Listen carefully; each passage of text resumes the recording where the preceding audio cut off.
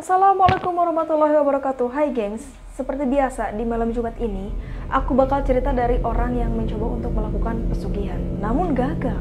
Setelah semua perjuangan yang dilakukannya harus kandas karena satu hal. Oke gengs, video kali ini tidak jauh dari video sebelumnya, masih di pembahasan yang sama namun dialami oleh orang dan tempat yang berbeda. Kini ada pengakuan dari seorang pria asal Cikawung, Majalengka, yaitu sebut saja namanya Kang Yosan. Dia bertekad melakukan pesugihan karena himpitan ekonomi yang kian memburuk. Dia mencoba lakukan ritual dengan bangsa jin berupa siluman buaya putih.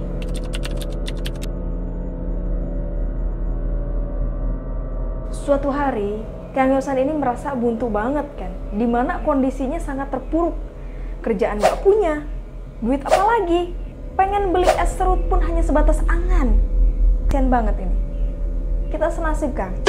Apalagi dia punya istri dan anak yang harus dihidupi gitu kan. Suatu ketika, Kang Yosan ini bermimpi didatangi oleh seorang kakek yang berkata, "Nak, kalau kamu ingin merubah nasibmu, pengen hidup kamu lebih baik lagi, cobalah datang ke Anu gitu." Buat apa? Kang Yosan bilang kan, untuk menjalani ritual buaya putih dan harus melakukan berapa selama 15 hari. Seketika si kakak itu hilang guys.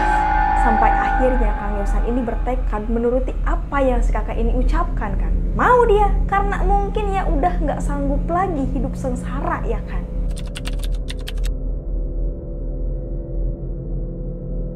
Ceritanya dia pamitan gitu sama keluarganya, "Aku pergi dulu ya, baik-baik di rumah. Kalau kamu gatel, garuk aja." Pergilah ini si Akang ke suatu tempat, dan aku nggak sebut di mana lokasinya karena ya takut terjadi sesuatu lah. Sesampainya di lokasi, Kang Yosan ini diantar sama juru kunci untuk melakukan sejumlah ritual di dalam gua. Juru kuncinya pun menyuruh Kang Yosan untuk melucuti pakaiannya. Pokoknya dia bertapak dalam keadaan telanjang bulat gitu. Terus dirasa semua sudah siap, oke gitu kan. Ditinggallah ini Kang Yosan di dalam gua sendiri. Selama bertapa, banyak sekali godaan yang si Akang ini alami gengs. Di hari pertama, Kang Yosan ini dikerumuni banyak sekali semut gengs. Kurang tahu itu semutnya jenis apa, yang jelas badannya ini penuh sama semut. Menggelitik itu dari kaki sampai kepala. Coba kalian bayangin dah, pastikan kita udah usap-usap kayak gini gitu kan. Tapi si Akang ini gak gerak sedikit pun.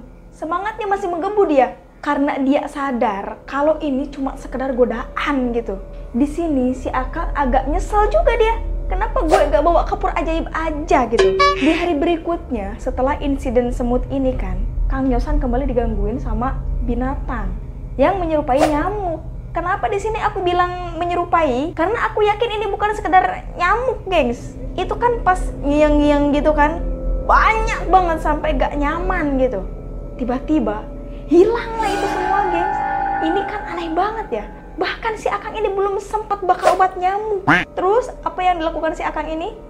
Gak ada gengs. Si Kang Yosan lagi-lagi diam. Kalau bahasa Sundanya tenggejat-ngejat acan lah. Cuek aja dia gitu.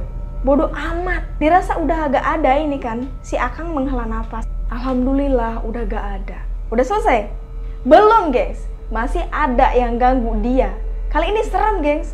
Yang kerumunin dia itu bukan semut, bukan nyamuk, tapi ular. Gak sedikit juga gengs, banyak. Kalau ular, si Akang emang agak takut ini kan. Karena ular ini sampai lilit-lilit gitu ke anggota badannya si Akang. Mulai dari kaki, tangan, perut, sampai leher gengs. Serem dah pokoknya. Kang Yosan sekarang ngapain? Betul, diem. Kang Yosan cuma diem. Karena tekad di hatinya yang super kuat, dipikirnya itu hanya uang dan uang. Gak peduli dia sama yang begitu-begitu gitu kan. Terus aneh yang kesekian kalinya ini menurut aku. Makhluk-makhluk itu seakan mengerti kalau si Akang ini kuat. Dalam arti dia gak bergeming sedikit pun gitu kan. Ini menunjukkan kalau si Akang emang tekadnya kuat. Jadi ular itu tiba-tiba hilang. Nah, semut, nyamuk, sama ular ini udah terlewatkan, udah beres. Di sini nih, menurut aku paling serem di antara semua. Ini kan si Akang lagi bertapa di gua. Aku yakin ini dah. Ini gak mempan sama obat nyamuk sama kapur ajaib deh. Apa coba yang datang? Macan. Mulanya si macan ini menggeram gitu guys. Tahu kan ini suara macan? Iya. Terus si Akang yang lagi terduduk sontak kaget lah. apalagi nih gitu kan, kata si Akang. Dia liatin si Akang ini sambil muter-muter gitu kan. Kalau macan udah nemu mangsa, dia kayak ngepung gitu kan, matanya merah menyala. Aduh, ini asli nggak kebayang nih. Kalau aku udah lari, udah bodo amat dah. Tapi si Akang lagi-lagi terdiam, gengs. Nemu yang gini dia agak gemeter gitu. Ya iyalah, kocak. Nah, pas dia lagi muter-muter sambil liatin si Akang dengan mata tajamnya itu kan, macan itu lari mau cakar si Akang yang lagi terduduk gitu. Pas udah nyampe di depan si Akang, mau gini, si Akang sampai gitu kan, hilang. Macan jadi-jadian begini ya, kayak sinyal HP di atas gunung, kadang ada kadang gak ada. Si Akang bilang, itu yang ganggu dia bukan cuma berupa fisik, maksudnya ular, semut, itu kan terasa gitu kan, tapi makhluk halus berupa pocong, kuntilanak, tuyul juga ada, gengs. Kayak di film Gedong Kosong lah. Tahu kan? Semua jenis ada. Singkat cerita, ujian dihantui berbagai makhluk udah kelar dah, udah beres. Ada hal yang paling mengejutkan yang Kang Yosan alamin, di mana dia dihampiri oleh seorang kakek yang tak lain sosok yang benar-benar datang ke dalam mimpinya gitu, gengs. Hah? Ini kan si Abah yang di dalam mimpi. Kaget dia. Terus kakek ini bilang, "Nak, ayo ikut." "Kemana, kek?" gitu Kang Yosan bilang. "Kamu turun ke bawah dan berendam di rawa," katanya gitu. Akhirnya tanpa kepoin dulu itu si Abah, Kang Yosan ini menuruti apa yang si Abah minta. Si Akang berendam selama 3 hari 3 malam, guys. Yang namanya di dalam air, kalau waktu malam itu dinginnya bukan main, ya kan? Apalagi menuju ke subuh. Aduh, untung si Akang gak meriang ini. Tapi si Akang gak mau perjuangannya sia-sia. Rasa dinginnya pun ditabrak gitu aja. Setelah 3 hari berlalu, datanglah 4 orang berpakaian kerajaan, 2 wanita dan 2 pria. Dia mengajak Kang Yosan untuk menyelam ke dalam rawa gitu. "Ayo," gitu katanya, kata mereka nih kan.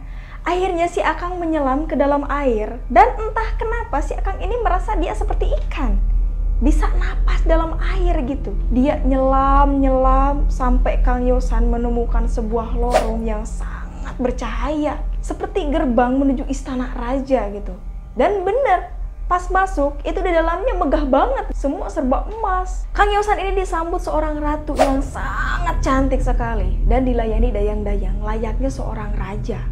Dikasih makan, minum, pokoknya serba enak dah. Terus sang ratu ini bertanya, "Kamu mau apa?" Kang Yosan jawab, "Saya mau kekayaan, banyak uang. Saya mau membahagiakan keluarga saya." Gitu katanya. Terus si ratu ini bilang, "Iya, tapi ada syaratnya." "Apa itu syaratnya?" "Kamu tidak boleh menyebut asma Allah. Sedikit pun gak boleh," tegas sang ratu. Di sini si Akang suruh pilih 3 unggas yang disediakan sang ratu. Ada ayam jago, ayam betina, dan ada anak itik.